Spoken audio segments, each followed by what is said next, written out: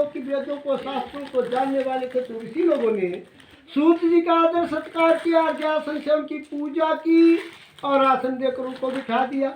जब आसन देकर उनको बिठा दिया तो ऋषि लोग क्या होते हैं, ऋषि उच्चो व्रतम तपस्या किम प्राप्यते वांछितं फलम तत्सर्वं श्रोतुं क्षमा कथ्य स्वमामुने। के सूत जी, व्रत के करने से तथा तप के करने से क्या फल प्राप्त होता है? जो कुछ व्रत और तप के करने से फल प्राप्त होता है, हमारी सुनने की इच्छा है।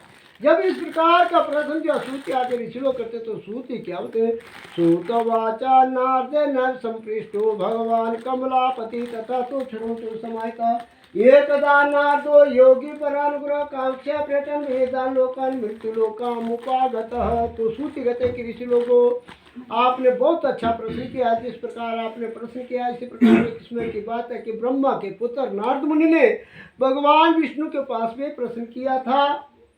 तो जिस प्रकार भगवान विष्णु ने नारद मुनि को व्रत और तप की बतलाया, को मैं आपसे कहता हूँ। तो एक समय की बात है कि नारद मुनि तीनों लोग 14 भूमन में घूमता घूमता बाद में जो मृत्यु लोक में आ पहुंचता है।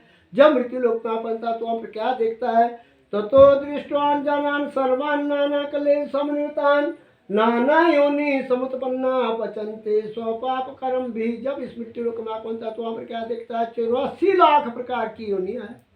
कोई मनुष्य है, कोई पशु, घास बेल कीट पतंग आदि, इस प्रकार 84 लाख प्रकार की योनियां हैं। और अपने कियो कर्म के अनुसार जो पच्चा मान रहे हैं, किसी को खाने के लिए अन्न नहीं है, किसी को पहनने के लिए कपड़े नहीं है, अनेक प्रकार की बीमारियों से दुखी है।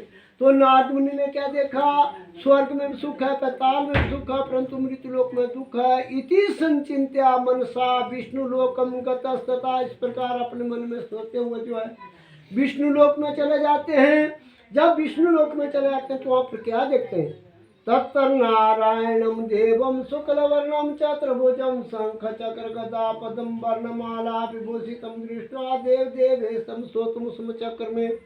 जब भगवान विष्णु के धाम में चले जाते हैं तो वहाँ पर भगवान विष्णु जी अपने सिंहासन पर विराजमान है और अलसे के फूल के समान जिनका श्याम वर्ण है, 4 दिन की भुजा है, एक हाथ में शंख है, एक हाथ में चक्र, एक हाथ में गदा है, एक हाथ में कमल का फूल है, गले में बनों की वैजयंती माला पहनी हुई है और पीले वस्त्र धारण किए हुए हैं। इस प्रकार भगवान विष्णु देवताओं के देवता अपने सिंहासन पर विराजमान है।